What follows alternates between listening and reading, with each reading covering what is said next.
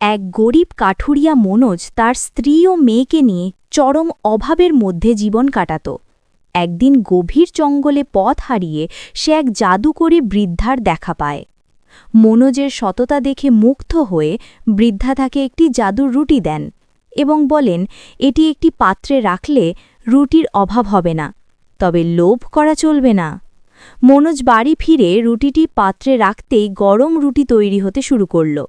তারা শুধু নিজেরা খেল না, বরং গ্রামের ক্ষুধার্ত মানুষদের মধ্যে বিতরণ করতে লাগল।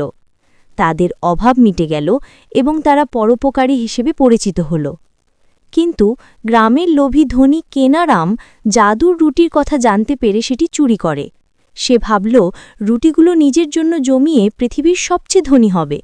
কিন্তু রুটিটি তার বাক্সে রাখতেই রুটির বদলে রাশি রাশি পাথর বের হতে শুরু করল। লোভের ফলে তার সব সম্পত্তি নষ্ট হল। এদিকে রুটি হারিয়ে মনোজ দুঃখ পেলেও পুনরায় কঠোর পরিশ্রম শুরু করে। সে বুঝতে পারে আসল জাদু রুটিতে নয়, বরং তার সততা ও ভাগ করে নেওয়ার মানসিকতার মধ্যেই ছিল। বৃদ্ধা আবার ফিরে এসে মনোজকে তার পরীক্ষায় সফল হওয়ার জন্য আশীর্বাদ করেন। মনোজ তার সম্পদ সৎভাবে ব্যবহার করে এবং বাকি জীবন গ্রামের মানুষের সেবায় কাটায়।